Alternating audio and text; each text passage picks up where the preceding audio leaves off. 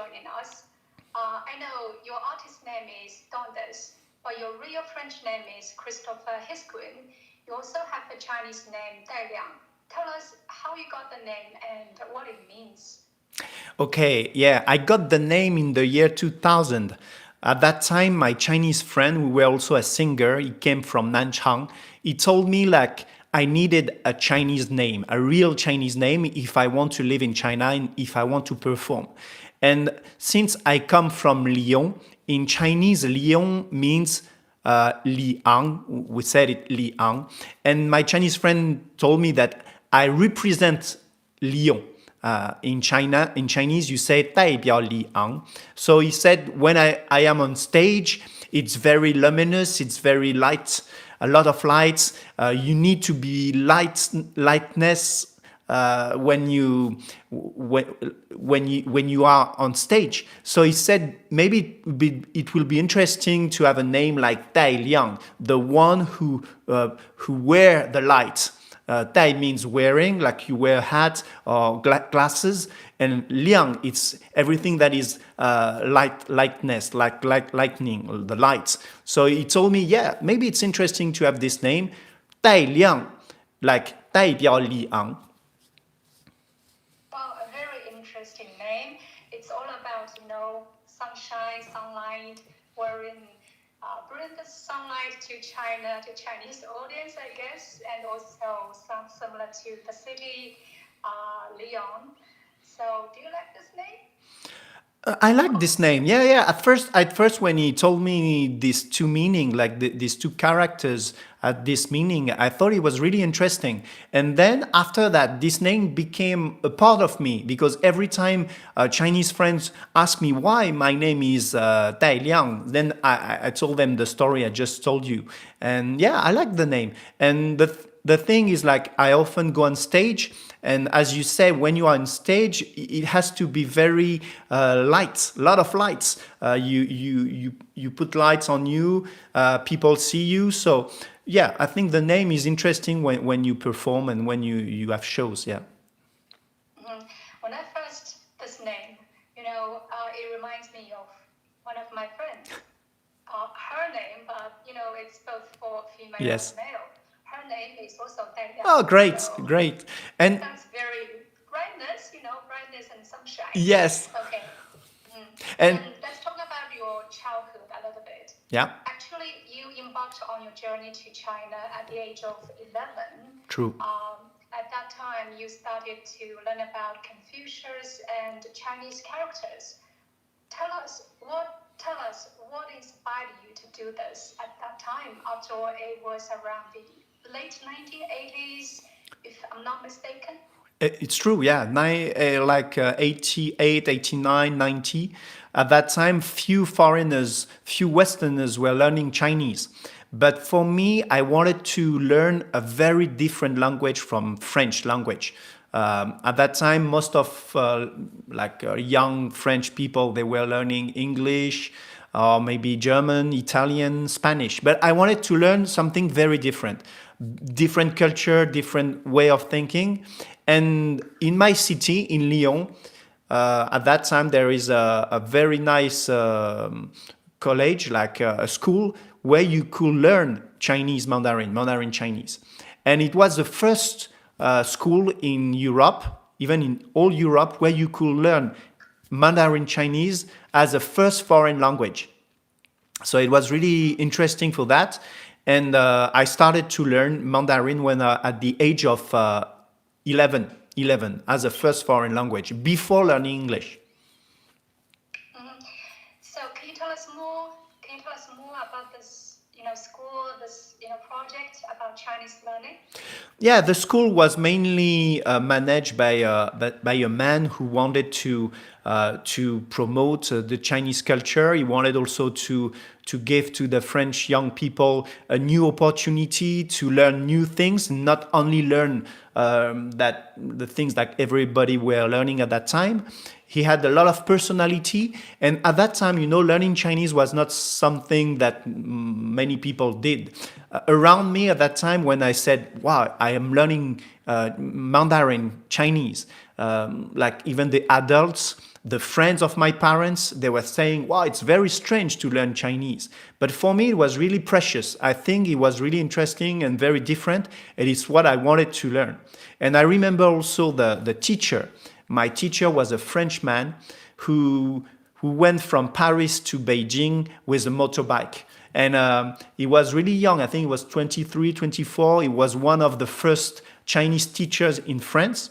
And he was so fascinating. He was really, really full of inspiration for me.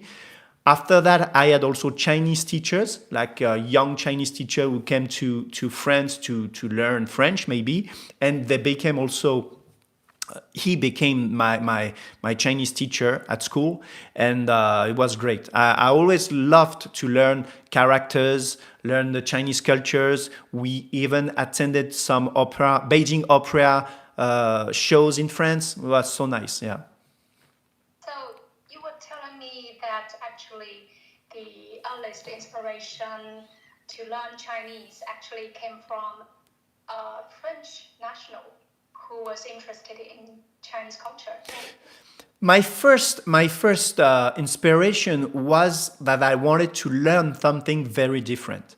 And it could be something else. It could be Japanese, it could be Russian, it could be another language, but it came to be Chinese. But then after that, Chinese. yeah, Chinese. Why Chinese? Because I maybe I saw also some kung fu. You know, at that time I was a young boy. I loved kung fu. I thought Bruce Lee was great. Li Xiaolong was great, and also because the way you write the characters is so different from us. So the main inspiration was to learn something different, and at that time China really symbolizes the difference, the big difference. With friends, for example. So that was my main motivation. But after that, my French Chinese teacher, my Chinese teacher, the shows I saw, the culture I learned, like the Chinese culture I learned, this helped me to go on with this learning. And then I guess you became increasingly interested in things related to China, Chinese language, Chinese culture, and then maybe at the age of 17, you finally got the chance to come to China, and I've read reports that you got the chance to do something, amazing for reporters here in China, because that person you're going to interview after you arrived in China is really well-known and popular still nowadays. Yes. His name is Cui Jian. Yeah. So you actually interviewed him, right? You actually interviewed him, a very popular Chinese rock star, Cui Jian. So tell us something about this unique, special experience and what it means to you. Oh yeah, it's a very great memory. We were in 1995. It was my first time for me to go to China. So we flew from Paris to Beijing, and we arrived in July in Beijing, Daxue. And at that time, the main purpose was to improve the Chinese language. But as you can imagine, in 95, very few Westerners in China. So we were like kind of first young French boys to go to China. And every morning we had courses at the Beijing Daxue, at Beijing University. And then in the afternoon, we had a project to do. The project was to talk with Chinese people. So for me, because I told my Chinese teacher, he was a French Chinese teacher, very famous in France, Mr. Bellassène. He was also one of the first French Chinese teacher to organize travels to China at that time. He knew that I was a singer. I wanted to be a singer, that I composed songs. So he told me, in China, there is a famous guy called Cui Jian. He's the father of rock and roll. And maybe if we are lucky, your task you will have to do this summer, so it was in July 1995, is to go and interview him. So for me, it was unexpected, because first I didn't really know Cui Jian. I didn't know who he was. I didn't know he was so famous. And I was a bit afraid because my Chinese was really bad. So I didn't know how to interview him. But then at last, one day it happens. my teacher told me, yes, today you go and you will interview Cui Jian. So we saw Cui Jian. He invited us to go to his a rehearsal with his band, many different instruments, like Chinese instruments, like guzheng, erhu, xiaohao, all these instruments I didn't know. I didn't know this.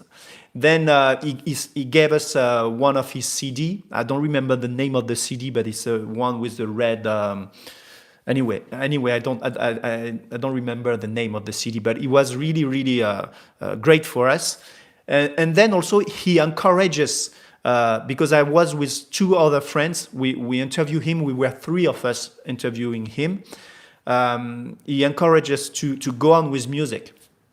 And for me, this meeting with Cui Jian was really one of my, he opened my eyes about music, about culture, because before meeting him, for me, music was only what I was listening to in France. So what I was listening in France was French music, English music, American music. But then when I arrived in Beijing and I met Cui Jian, he showed me that music was more than that.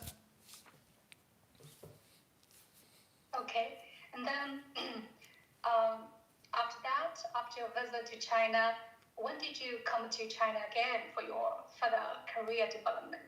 I came in 5 years later because in 95 I was 17 years old, so I needed to go back to France because at that time for many French people also, even for my parents, China was too far. It was too different. They were a bit afraid. And that's why I went back to France. I started a master degree, and then I went again to China, to Shanghai, Shanghai 大学, University of Shanghai in 2000, in the year 2000. And I spent 1 year at that time. Because the first time, in 95, it was only 1 month. But then in 2000, it was 1 year. And then after you arrived in China, I would say in the past 2 decades, you've created more than 100 Chinese songs. Tell us, what are these songs about and what messages do you want to convey by making and singing them? The first song I wrote, it was in 2000. The name was 因为有爱. So it was a love song because I had to, I get an invitation to perform on Shanghai TV, I think.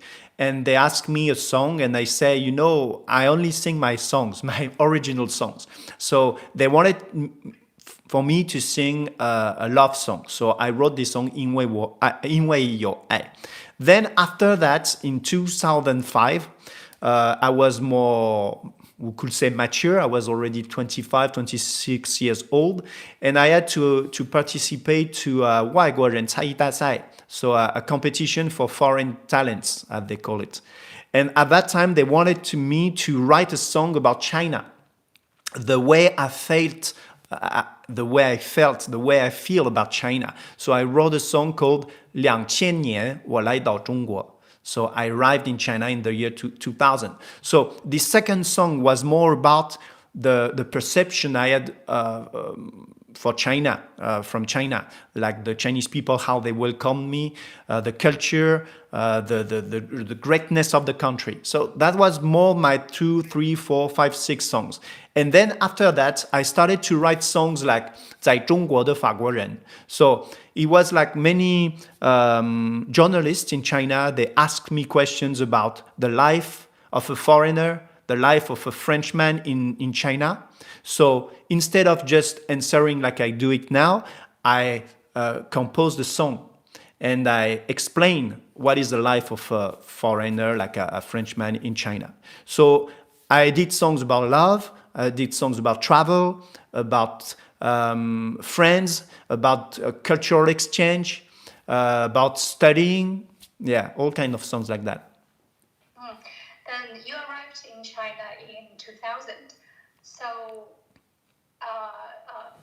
Dai Liang, you have to, I think you have to look at me when I ask you questions. Okay. Because the video later on I'll make will feature Okay. you and me. When I ask questions, your face will also appear.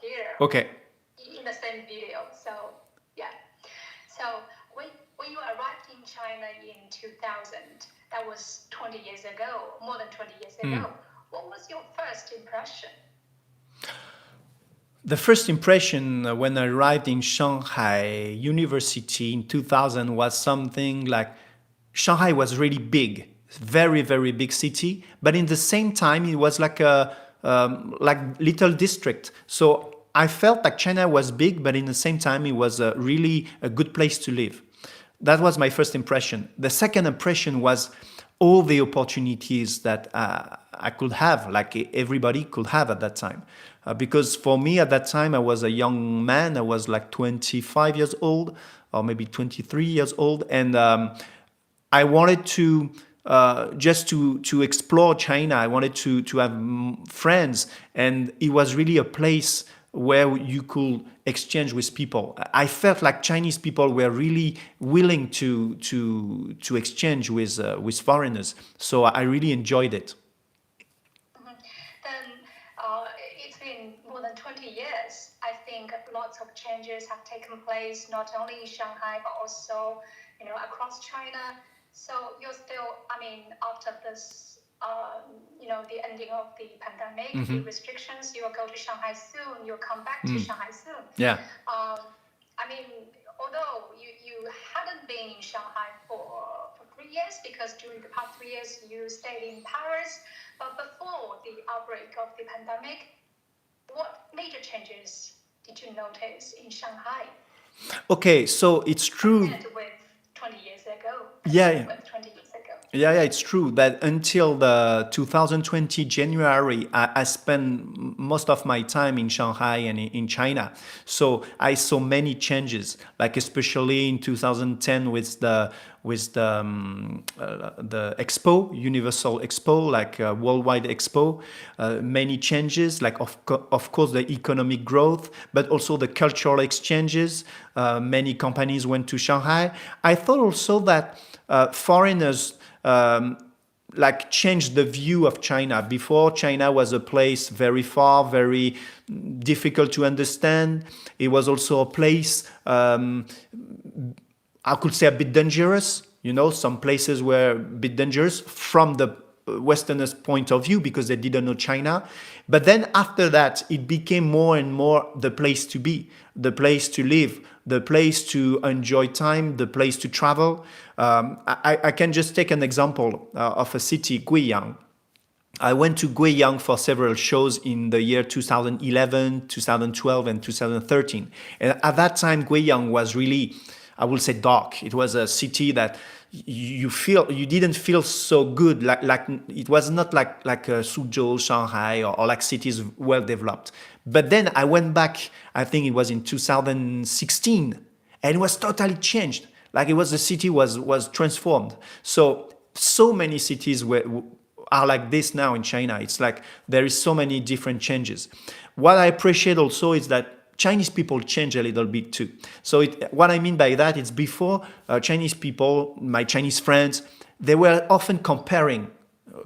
Or foreigner, it's like this, or it's better, or it's not better, or it's always comparison.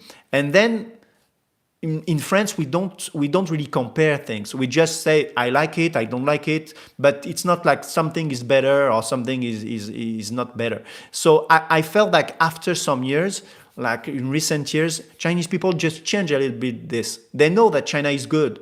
They don't need to say it all the time. You know what I mean? So we know that China is good. So why say it all the time? It's like... So for me, this is social changes, like the way people deal with others. So yeah. So do you mean that Chinese people over the years are becoming more and more confident of their nation and culture and the way of living? From my point of view, Chinese people were always confident with their culture, especially for the culture. They were always proud to share. I remember in the year 2000, many Shanghainese people were proud to share the Shanghainese culture with me.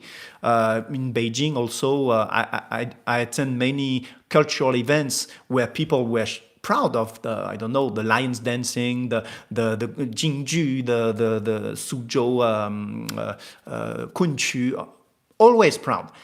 Maybe, yeah, they were a bit too, they compared too much. Okay, France is better, or China is better, or France is not good, or China is not good for that. No, it became more balanced. I think it became more balanced. A balanced view of yourself, I think it's the best way to have peace and to have friendship. So does it mean that Chinese people are becoming more inclusive? Yeah. They don't compare that much. Okay. True.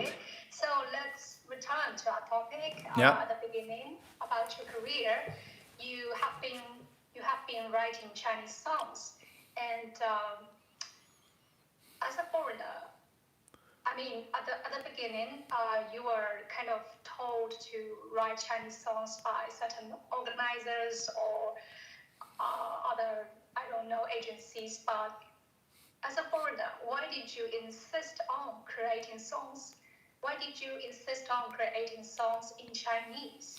Yeah, Yes. this is a good question. The first answer is that when I arrived in China, I didn't know that China would be so great for me and for many foreigners that are in China.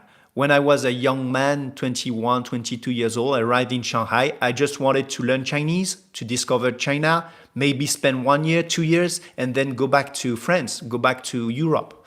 But then when I started to sing, and to sing in Chinese, first, I saw that there is a possibility for me to earn my living, just to earn money, just to do my job, like the job of a singer. So that was a great thing. The second thing is in 2005, 2006, 2007, few foreigners were on TV, on radio to sing their own Chinese songs. Most of foreigners, they were just singing songs that are famous. Some were like hosts on TV. I met guys like Tashan, who helped me also to better understand the market in China. I met also like great presenters in Shanghai TV, like Chinese one. So they all helped me to understand the market in China. And my particularity was I wanted to sing my own songs. This is my artist label. It's something I want to do. And then the third thing, is that I wanted to improve my Chinese. And I thought that maybe by writing my own songs in Mandarin Chinese, it would be good both for me, because I will improve my Chinese, and also for Chinese artists. Because, if you're a foreigner and you write songs in Chinese, it's always different from a Chinese perspective. So I thought it was interesting for the artistic point of view. And then after that, I met some companies, like record companies in Guangzhou. They helped me to distribute my first and second CDs. Like the first one was 我记得你, I Remember You, and the second one was 下有待量. It was 2 CDs that were distributed in all China. So I always met people in China, Chinese people, Chinese friends, who encouraged me to do that. That really shows that the Chinese people are very friendly, but I suppose it's still very difficult for people to write songs in Chinese. Maybe it's even more difficult for foreigners to do this. Then what major difficulties did you meet, and how did you overcome them? Two things. The first is when I started to tell the 导演, the director on television in Beijing, Shanghai, that I wanted to sing my own songs, they were not so happy with that. They prefer that I sing a song that is famous, like song of Zhou Jielun, song of Nicolas, what's the name? 因为爱所以爱, these songs like that. 谢霆锋. So they asked me, yeah, maybe why you write songs? You just sing the songs, famous songs. We give you money, and that's all. So at first, some directors, they were not so happy with that. They wanted me to sing other songs. So I had to explain, to convince them. I want to sing my song. So that was the first difficulty. The second difficulty was inspiration, of course, inspiration. Because when you wrote one song about love, two songs about love, three songs about love, then you need to change. So it was a bit easy for me to change because I work for the culture, like for the French culture. Some companies they wanted me to explain the French culture to Chinese people. Some French companies they wanted me to explain Chinese culture to French people. So I had some directions for inspiration. So I used this inspiration to write more songs, but it was challenging because also you need to improve. You need to try to find interesting lyrics. You need to listen to your friend, to the professionals that can tell you, yeah, maybe this song is not good, the lyrics are not good, the style is different, the style is not for Chinese people, or the style is not for French people. So everybody was giving his own advice. So this was a bit difficult. So you need to keep your you need to keep your how to say that you need to stay focused on what you want to do, and not just listen to everybody, because if you listen to everybody all the time, then it's difficult to do something. So you need to listen sometime to take some advice, but still you need to create your own style. And then all these years, you have insisted on doing this, and you have kind of persisted in this field, and you have made name or reputation for yourself, laying a very solid foundation for your career. But let's talk about, why did you choose Shanghai? I mean, what attracted you to keep staying in Shanghai? True, good question as well. The first thing is like the first city I went to China was Beijing. I loved Beijing. Then after that, I got a scholarship to go to Shanghai Daxue, and then another scholarship to go to Shanghai Yuan, the Conservatory of Shanghai. So I got 2 years of scholarship in Shanghai Conservatory. Why I stayed in Shanghai? Because I realized very early that it's true that I compose my songs in Chinese. It's true that I speak Chinese, but I have an international trend. I wanted to have my Chinese songs listened also by other people around the world. I wanted my Chinese songs became something not only for China. And it's true that Shanghai, especially 10 years ago, was really open to foreign media, and it attracted a lot of people because I work a lot with media. And it's true that for example, in France, when you say that you live in Shanghai, it sounds very cool. It sounds very modern. You know, when you say you live in Beijing, it's cool for people who live in China.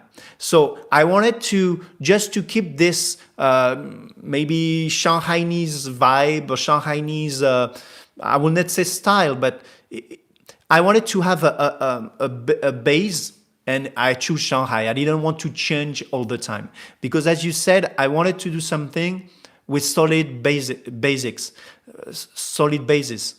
I wanted not being very famous. That was not my main idea. I just wanted to do my music, good albums, professional, and I wanted also to have a town, a city where I feel home. And I think Shanghai became this city. Of course, with time, I went to many places in China. I spent a lot of months, for example, in Qiandongnan, in Guizhou. I spent a lot of time also in Hainan, different Chinas, different style. So I'm based in Shanghai, but I go everywhere. I mean, I go to other places. It seems that becoming famous is not a very proper word to describe your experience. So I kind of apologize for using the word, but actually over the years, you have become famous here in China, and I think that's the natural result of working hard and persisting in what you do, right?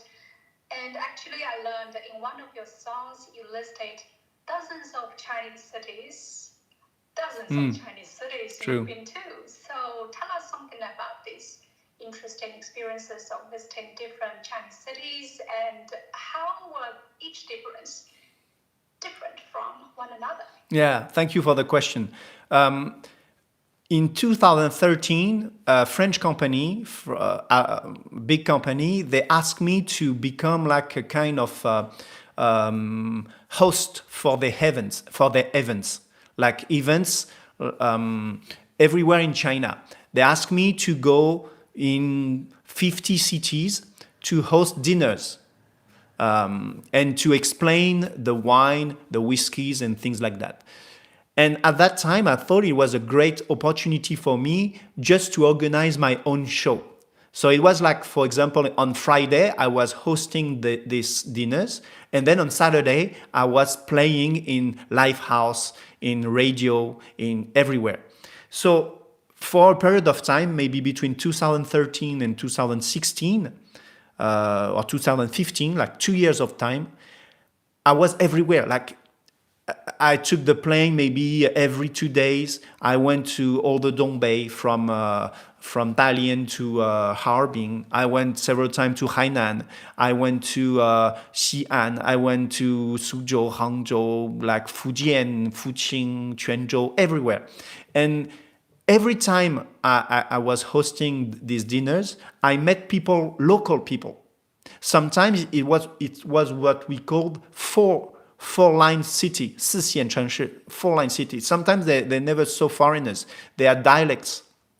And I went there alone. Like my employer, they were French and Chinese. They knew that I will have no problem because I like it, and I had proofs that before I could go to many places in China without any problem, like languages or culture or things like that. And during this 50 cities tour, so first day I was like hosting dinners, meeting people, and second days I was performing in places, and I met a lot of fans, like that you can call people who sometimes they bring me some gifts. They of course they gave me their WeChat, their phone number. They wanted to invite me just to sing in French in some places. I mean, I had so many contacts that for me, I realized that China was so big. Also, every public was different. Every crowd were different. For example, one time I was in Xi'an and I started to play my music. People, they pay me to go there. And nobody like reacted. I thought I was maybe bad. Maybe I was bad at like that time, or maybe I didn't know what happened. And then after that, I talked with Xi'an people, and they told me, when we like something, we don't really need to show it like, wow, it's great, it's crazy, And it's strange because in Shanghai, people, when they like something, you can see it on their faces. So it's different. I went several times to Beijing, and in Beijing, they really care about the lyrics. They care about the meaning of the songs. Several times, I thought that lyrics were not important when I was in Shanghai, because Shanghai, they maybe care more about the style and the energy. But in Beijing, yeah, they really care about the lyrics. And several times I went to radios, and they spent like half an hour on 2 sentences. And for me, it was challenging because my level of Chinese was not so great. So I needed to improve on that. So everywhere you go, like in Hainan, for example, Hainan people, they are more in the friendly kind of thing, because it's for holidays, I don't know. But so every stage in China is different. So when I go back here in France, and my French people, my French friends, they ask me about China, the crowds. They want to go to China to perform. I'm talking about musicians. They think that everybody is the same, It's but no, of course not. Mm-hmm. So it seems that different regions have different characteristics. Yes. Okay. And talking about your interactions with people from different regions, different parts of China. You said you don't have much difficulty communicating with them. Then my question is, when did you gain this Chinese proficiency, and what kind of efforts did you put into learning the language?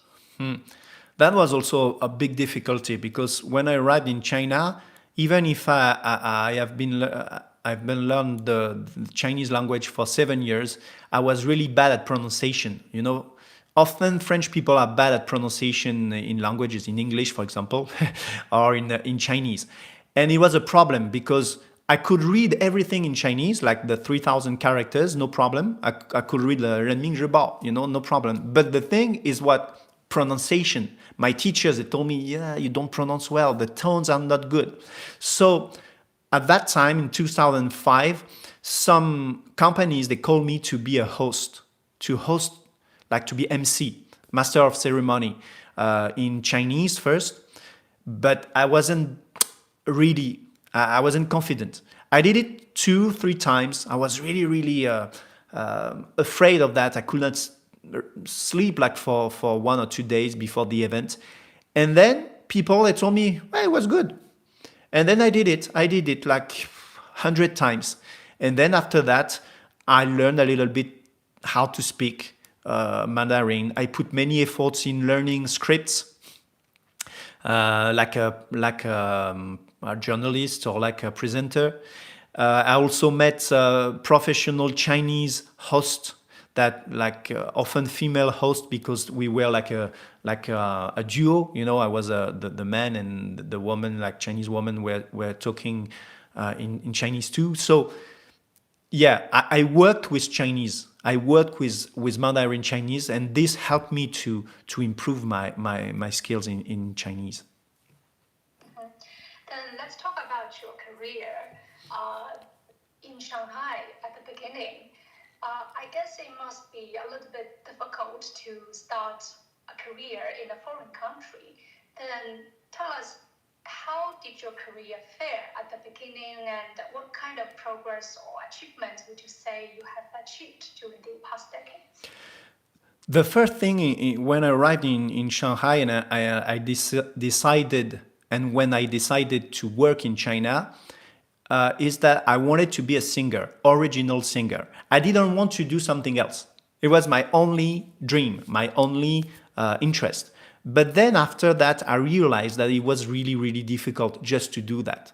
Even like famous original singers in China or even like everywhere in the world, they do something else. Maybe they're actor, maybe they host, maybe they have a company, something like that. So for me, at the beginning, the difficulty was to understand that. I was really just only focused on my original singer career and writing songs, recording and things like that. And money was not good with that. Money was not good. But then after that, people around me told me, yeah, MC, Master of Ceremony, 主持人, is not so bad. Okay, let's try it. I tried it. I had more money with that. I had more money, and then I could spend more time in my music. Then after, people called me to play some roles in movies. I did that also. I did also some cooperation with tourism centers. I also did some French classes online. I was a teacher, but special teacher, I would say. So my career was like that. At the beginning, I was only for music, and then I changed a little bit. I changed my mind. I tried to open a little bit my what I wanted to do, and this helped me also to feel better in China, to understand better China. Because if you stay in the music field and you only do that, you don't really understand everything in China. You could never understand everything in China. But what I mean is if you work in different fields with a link, of course you need to make links between your different works, your different jobs. But at the end, you have a better view of what is China and what you can do. And you feel better in this life abroad. talking about your different sources of income, you told me that you've established a music publishing house in the French Alps and also a company in Shanghai. Yeah. What kind of businesses do they operate? Okay, so thank you also for the question. In 2018, I realized I needed to open a company in China because before that, I was always employed by people. So maybe like recording companies, event companies, sometimes government companies who employed me for events. But then I wanted to be more solid, more established in China. So I opened a company again in Shanghai because it was easy at that time to open a company. And I became more professional about the copyrights, the songs and the copyrights you can earn. Because in China, since at least 15 years, there is more and more copyrights that are used in China. So when you have a song which is used on TV, when there is a song which is used on TV or on radio, if you are the owner of the song, you can earn money. So I started to develop this. So I am a member of the Chinese Copyrights Association in Beijing. So my company is mainly like managing all this copywriting, also helping companies to understand how to make cultural exchanges, like especially in music. I also help musicians to get exposure in China or in France. And of course, I produce music, I produce CDs, records, I produce events sometimes. So this is all what we do here with this company in Shanghai. And in France, I have a music publishing company. I already have like almost 20 artists, like French and Chinese, and I help them to get more famous in France or in China. Mm-hmm. Absolutely, you're quite experienced. Then let's talk about your future plan. I mean, the near future plan, because you told me that you will come to China soon, come to Shanghai soon. Actually, you left China back in 2020, I guess, when the pandemic outbreak, when the pandemic broke out, and the Chinese Ministry of Culture and Tourism has resumed issuing licenses for commercial performances involving foreigners. Then after you come to Shanghai in April, what kind of future plan do you have for your company in Shanghai? Yes. Again, if we talk about this, before 2020, I was always in China. And then after that, in January 2020, I had to come to France for a show in Brittany, in the West France. And then we knew about the pandemic, and then I could not go back to China, and 3 years like that. But in the same time, for these 3 years, I always work with my Chinese colleagues and companies and collaborators. I always work like every week. We had like meetings like we are doing now, interviews. I composed songs for TV.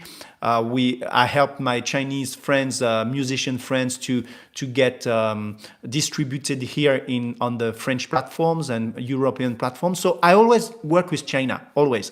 But it's true that in April, I can go back to China. So first I go to Shanghai, few days, but then on May 1st, I go for a festival in Haikou, a big festival with my duo, Eva. She's a Chinese singer, Ren Fuxia. And we have a duo. She's a Chinese, I'm French, and we have like 10 songs together, and we will sing at this Haikou music festival. After that, I go to Shanghai to manage all my business. I go to Beijing also for some interview. I work sometimes with TVs there. And I work, as I told you, with the Copyright Association. So I need to meet them and to restart. It's not restart, but it's to meet people, because it's important not only just to be with video, but to meet people and to plan the next shows and the next plans we want to do. Yeah.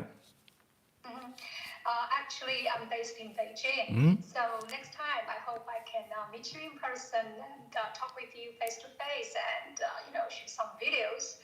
But currently, this is the most convenient way for us to interact. So let's talk about your job as a singer in China. You've been working here as a singer in China for over 20 years. To some extent, you have witnessed the development of China's music industry. So, what kind of changes have taken place over the years in this industry, according to your observation and experiences? Many changes, but I can think about maybe big changes first. The big change, I think, first was the more and more live house. I remember, I think it was 2006, 7. Maybe you could only find 2 or 3 live house in China.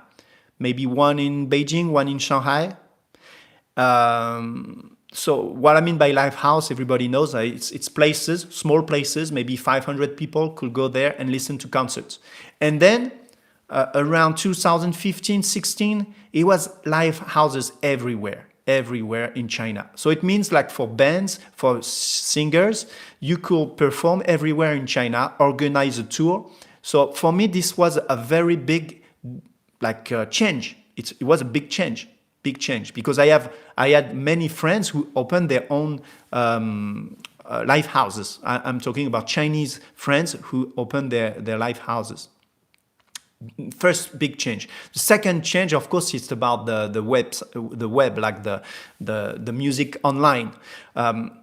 Before 2000, everywhere in the world, when you want to promote a song, it's so expensive. It's difficult. You need to know people on radio, on TV. You need to have money to record on a studio. Music was for rich people. And my first CD, the first CD I recorded, I had to work 3-4 months just to get enough money to record the song. So I was really young at the time, but for me it was a lot of money. But then after that, many softwares, the style of music, the distribution became more online. Everything was online. And it was a good way to promote. Maybe until 2015, 16. But the problem was the money. You didn't really earn money with your music online. And then after that, after 2018, 19, and then of course after 2020 with the COVID and everything, then you could really earn your money online. So that was the big difference. Yes. I learned that your songs have been released both in China and Europe, maybe globally, because nowadays a lot of people have access to the internet. It's a digital world. So what kind of opportunities have the, several or different markets brought you? True. This is also a great question because with music you can track the world. You can see where people are listening to your music. But there is a mistake that many people do. They think like if their music is released in China, for example, every Chinese people will listen to their music. But of course it's wrong. If you want to have Chinese people listen to your music, you need to promote in China. You need to promote. If you have your music released in France, French people will not listen to your music. You need to promote in France. In fact, it's unlimited. Now you have access to all the market, every market in the world, every countries, maybe 200 countries, but every country need a proper promotion. So that's why it's unlimited. That's why some musicians, they earn a lot of money because they really know how to do it. But in the same time, it's not easy. It's a lot of work. So many opportunities. You can even understand where in China people are listening to your music. For me, it's more Guangzhou, and I think it's more Dongbei. So you see, you can also track where people are listening to your music. So would you mind telling me how exactly you did the track thing and the result could be Guangzhou and Dongbei? So it's easy. You when your music is distributed with a platform, so a Chinese platform or a foreign platform, you have the administration, and the administration tells you where the music you listen to. You- it's easy to see, and then also when, for example, if you know that in my case people are more listening my music in Guangzhou, then you can organize a show or meeting with people in Guangzhou. For some people, I have a friend, for example, a Chinese friend. His music is heard, I think, in Arabic countries. So we know that maybe if we organize a show, it will be better for him to go in Arabic countries. That's good. Maybe in the future you can keep expanding the market Yeah. here in China. And then let's talk more about your experiences in China. You told me that you once went to Qiandongnan. That could be, a province, a place in the western province in China. So besides a visit to a western province, did you go to any other village or towns here in China? So, of course, I went to the small villages and towns around Shanghai. So, for example, I think Chongmingdao. Chongmingdao is the island of Chongming is smaller. It's at least it's smaller than Shanghai. I went also to places around Suzhou, around Hangzhou. I went to villages. I think it was Zhouzhuang, places like that. We went also to small cities in Hainan because I think it was in 2018 we shot a music video about Boao, and we wanted to go to some places where we could find Miaozu, and they also had small villages. Yes, exactly. Talking about Boao, actually, the Boao Forum is underway Yeah. these days. Yes. Yeah. So, and then another initiative in China, the Belt and Road Initiative. Did you take part in any activity regarding the BRI?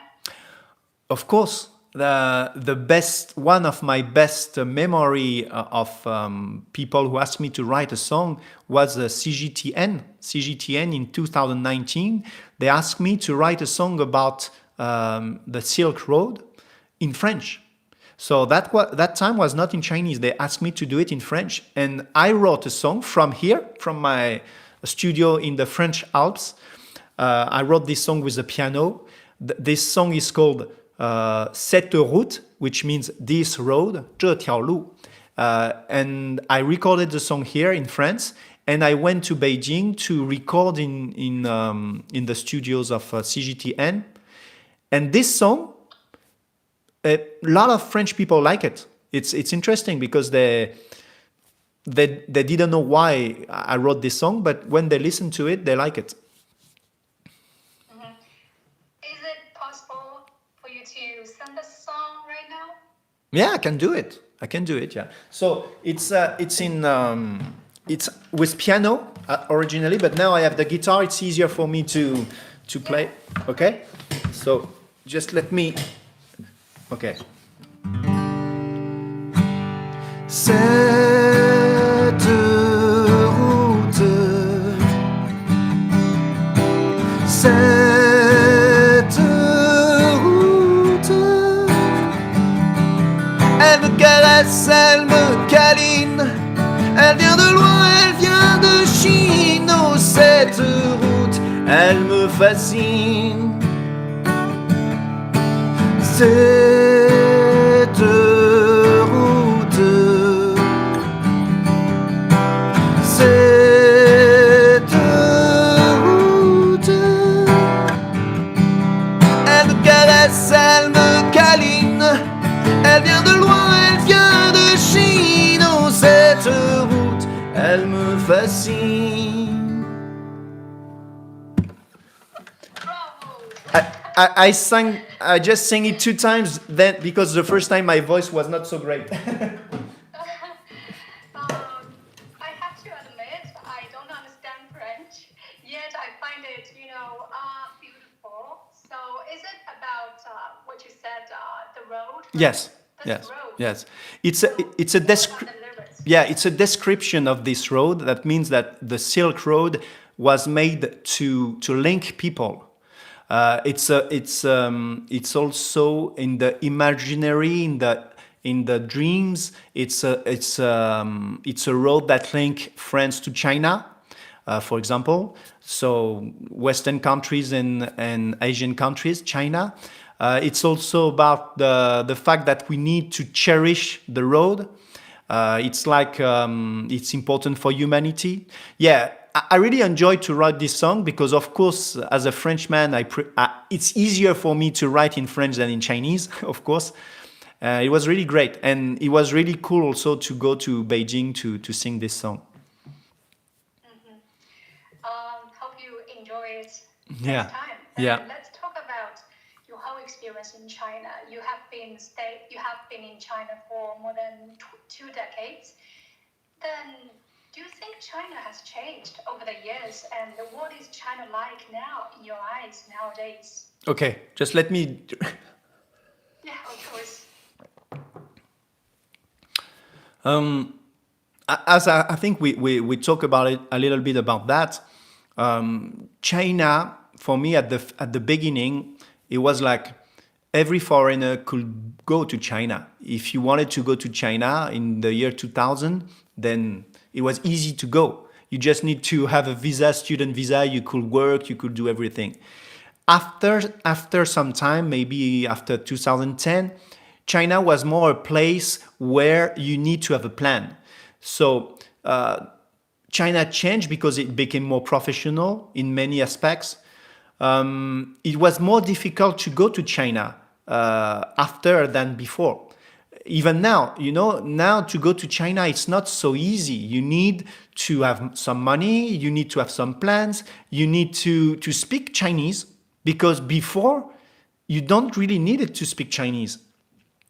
I don't know if you remember, but like 20 years ago, I didn't need a Chinese name. But now I think it's great. It's great to have a Chinese name in China because you are in China and people they like when you have a Chinese name. Before, you have your foreign name, John, for example, or like a common name that everybody has, and it's enough. But now, you need to have a solid plan, even for business. Before you could come to China just being a French teacher, English teacher, okay, you didn't need to have a diploma or things like that. But now, no, it's different. Now you need to be professional at what you're doing, and you need to do it well, because I think China has a high level of expectation now. So yeah, this is a big change, I think. Mhm. Then you're also the cultural ambassador between China and France, right? Yeah, I do many exchanges. Yeah, true. And sometimes I get this title of Is exchange. it is it an official title or a metaphor that you are a cultural ambassador? So I'm not an official ambassador of the French and Chinese culture, but it happened in my career that I received for some time.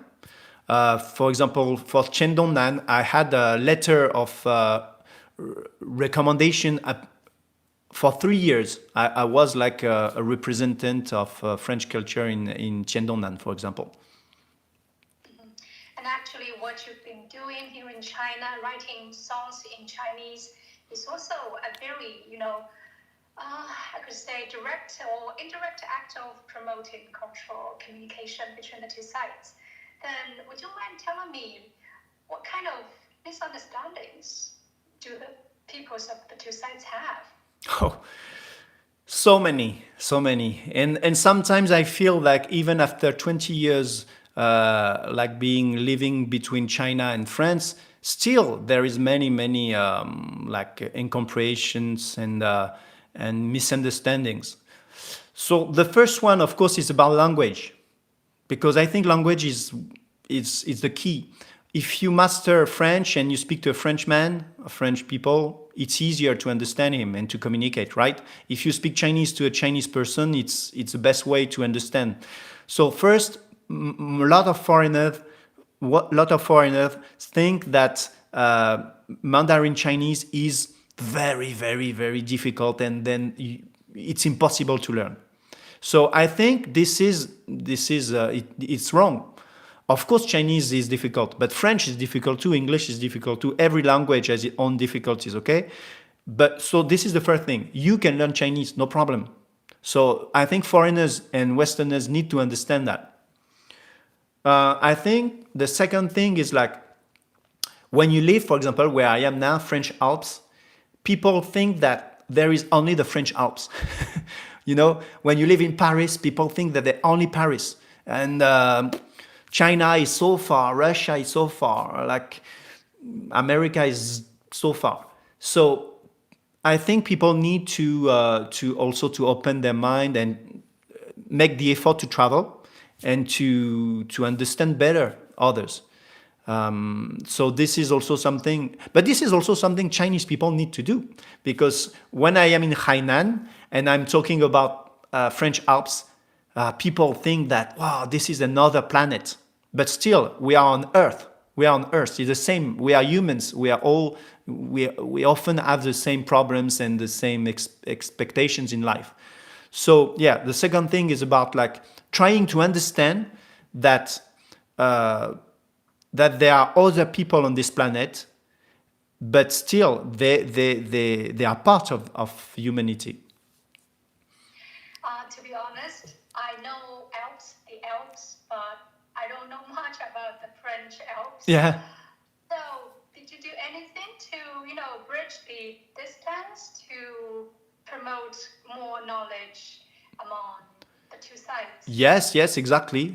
In 2015, we started to do a promotion of the place I am right now.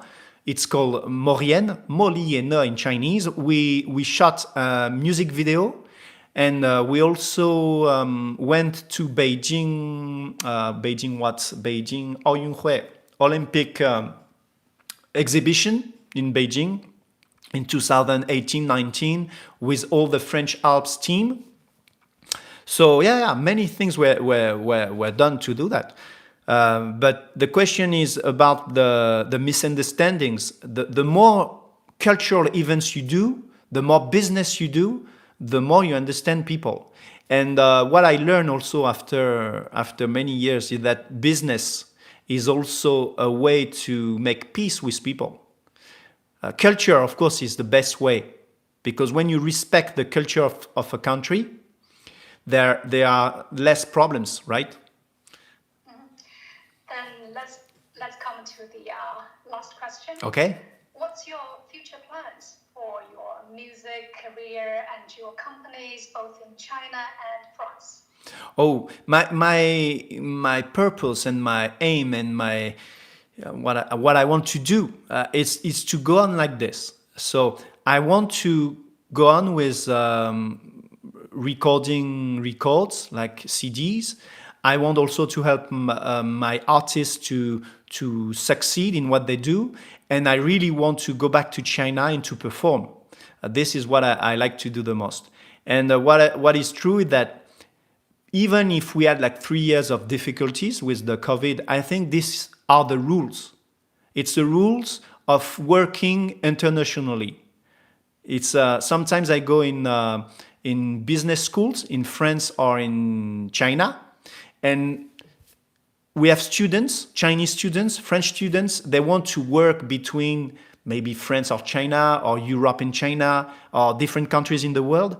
And I always told them that the most important is to understand the rules. If you want to work with international companies, or if you want to go to China, or for Chinese people to come to France, you need to accept the rules. Sometimes it happens you can't take the plane because of the COVID, for example. It happens. It's true that if you don't work far away from your home, maybe you will not have these problems. You will have other problems. But still, for me, what happened during the 3 years, it's also a way to learn things and to improve your skills in others domains. Thank you so much. Thank you, Zhou Fang. Thank you. More than 1 hour. Yeah, Thank you so much long time.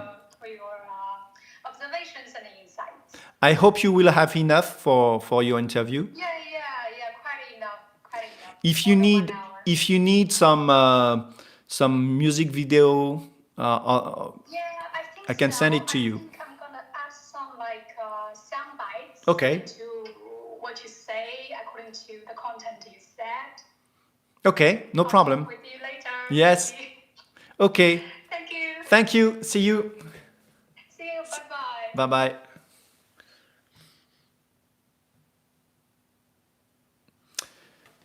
Bon, bah voilà, merci de m'avoir suivi sur YouTube et sur TikTok. Voilà, c'était une interview pour un podcast en Chine, à Pékin.